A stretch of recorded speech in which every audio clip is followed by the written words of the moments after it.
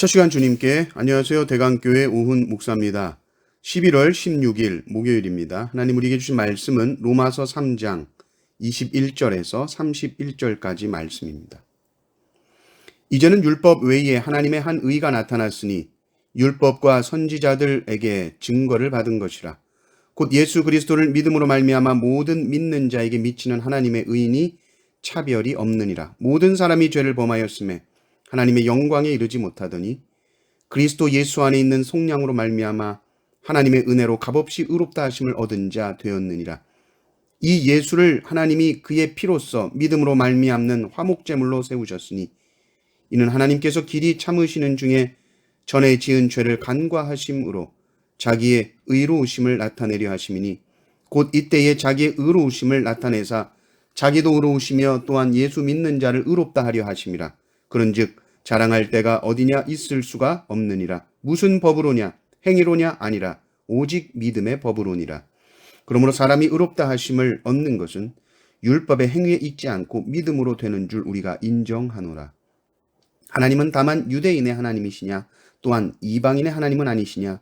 진실로 이방인의 하나님도 되시느니라. 할례자도 믿음으로 말미암아 또한 무할례자도 믿음으로 말미암아 의롭다 하실 하나님은 한 분이시니라. 그런즉 우리가 믿음으로 말미암아 율법을 파기하느냐 그럴 수 없느니라. 도리어 율법을 굳게 세우느니라. 아멘. 사람은 자신이 잘한 것을 붙들고 사는 존재입니다. 잘한 거 하나 있으면 그것을 사람들이 알아줬으면 좋겠고 은근히 알리고 싶고 자랑하고 싶고 그렇습니다. 그러나 사실 아침부터 저녁까지 우리의 삶, 겉으로 보여지는 삶뿐만이 아니라 우리의 내면의 모든 생각과 품은 뜻까지 다 공개적으로 보여진다고 한다면 자신 있을 사람, 나는 떳떳해 라고 말할 사람은 아마 아무도 없을 것입니다. 우리는 부끄러워 고개를 들지 못할 것입니다. 우리의 내면까지 정밀하게 다 찍어서 보여줄 수 있는 카메라가 있다면 우리는 부끄러워서 보다가 아마 다 도망칠 것입니다. 가끔 잘한 것이 있을 수 있겠죠. 그러나 그보다 훨씬 더 잘못한 것들이 수도 없이 많고 또한 내가 알지도 못하는 순간 내 말과 행동으로 상처받은 사람들 셀 수 없이 많다는 것을 아마 알게 될 것입니다. 하루만 해도 셀 수가 없는데 이것을 일평생 놓고 본다면 어떨까요? 우리가 솔직하게 또 정직하게 우리의 내면을 성찰할 때 우리는 뭔가 선한 행위로 완전히 거룩하신 하나님의 기준에 도달할 수 있다? 율법을 지킴으로 하나님 앞에 의롭다라고 인정받을 수 있다라고는 누구도 생각하지 못할 것입니다. 오늘 우리가 본 본문 바로 앞에 9절 20절을 보면 그러므로 율법의 행위로 그의 앞에 의롭다 하심을 얻을 육체가 없나니 율법으로는 죄를 깨달음이니라.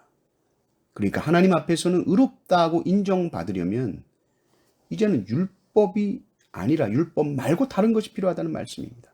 하나님의 의로움이라는 것은 율법을 100% 완벽하게 지킴으로써 하나님의 의로움을 얻는 것이 아니다. 다른 방법으로 주어진 의로움인데 그것은 바로 믿음으로 받는 의로움이다. 이제는 율법 외에 하나님의 한 의가 나타났으니 율법과 선지자들에게 증거를 받은 것이라. 곧 예수 그리스도를 믿음으로 말미암아 모든 믿는 자에게 미치는 하나님의 의인이 차별이 없느니라. 누구를 믿음으로 받는 의로움입니까? 예수 그리스도를 믿음으로 말미암아 모든 믿는 자에게 미치는 하나님의 하나님의 의로움입니다. 이것은 완전히 파적입니다. 이건 그 어떤 종교에서도 말하지 않는 구원의 길이요, 구원의 방법입니다. 믿음으로 얻는 이신칭의. 그래서 믿지 않는 사람들이 기독교를 공격할 때 많이 하는 이 공격이 이신칭입니다. 자기들 이해가 되지 않거든요. 첫 번째 오해하는 것이 이거죠. 믿기만 하면 구원받는다고 가르치니까 기독교가 이렇게 엉망된 거 아니냐. 입으로만 믿습니다 하니까 아주 기독교는 가벼운 종교가 됐어라고 말하죠. 오해할 만합니다. 왜냐하면 이 의롭다라는 선언이 도덕적으로 의롭다라고 인정하는 것이 아니기 때문입니다. 법적으로 의롭다라고 선포하는 것입니다. 실제로 거룩하지 않고 의롭지 않은데 율법을 어겼음에도 불구하고 하나님과 원수되었음에도 불구하고 넌 의로워라고 선포를 해버린 것입니다. 분명히 나는 죄를 짓고 사는데, 분명히 나는 불완전한데, 아니야, 넌 의인이야 라고 여겨주시는 것이 칭의입니다. 오직 하나님의 긍휼과 하나님의 사랑으로 말미암아 너를 의롭다 하는 거예요. 그러니까 사람들은 오해하죠. 아니, 엉망으로 살면서 예수만 믿으면 구원받는다고? 그런데 우리가 이 칭의라는 것은 반드시 같이 생각해야 되는 것이 뭐냐면 중생과 거듭남과 같이 생각해야 됩니다. 칭의는 중생과 거듭남과 같이 일어나는 겁니다. 아이가 태어난 겁니다. 새 생명이 태어난 겁니다. 그 아이의 이름이 의인입니다. 의인이라고 명찰을 붙여준 겁니다. 이름을 지어줬습니다. 이 아이는 반드시 자랍니다. 왜요? 태어났기 때문입니다. 생명은 반드시 자라간다. 물론 처음에 태어났을 때 뭐 뒤집지도 못하죠. 가만히 누워만 있습니다. 똥도 갈아줘야 되고 때마다 젖도 줘야 되고 아이가 하는 일은 뭡니까? 울기만 해요. 똥 싸고 아프고 배고파 우는 것밖에 하는 게 없습니다. 그러다가 몸도 뒤집죠. 옆에 물건을 잡고 일어서죠. 걷습니다. 뜁니다. 달립니다. 성도는 자라간다. 반드시 성도 안에 거하시는 성령의 능력으로 말미암아 그 생명이 성도를 반드시 자라가게 한다. 믿으시기를 바랍니다. 두 번째 오해는 이겁니다. 24절에 나온 것처럼 그리스도 예수 안에 있는 속량으로 말미암아 하나님의 은혜로 값없이 의롭다 하심을 얻은 자 되었느냐. 값이 없습니다. 이 구원이 값이 없다 그러니까 오해하는 것이 싸다고 생각하는 것이죠. 값이 없다는 것과 값이 싸다는 것은 다릅니다. 값이 없다는 것은 도무지 값을 매길 수가 없어서. 이건 무슨 말입니까? 값을 매길 수 없을 만큼 너무나 비싸다는 말입니다. 도무지 인간은 지불할 수 없을 만큼 비싸기 때문에 값이 없는 것입니다.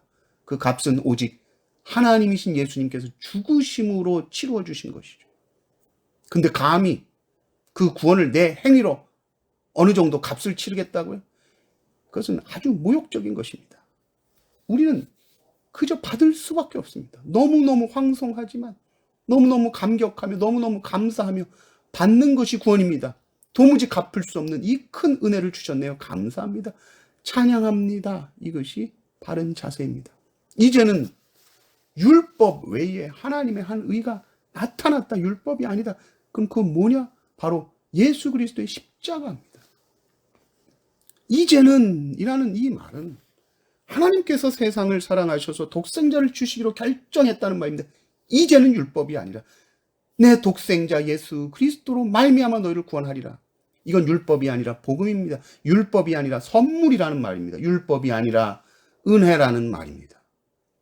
우리는 은혜 받은 자처럼 선물 받은 자처럼 살고 있습니까?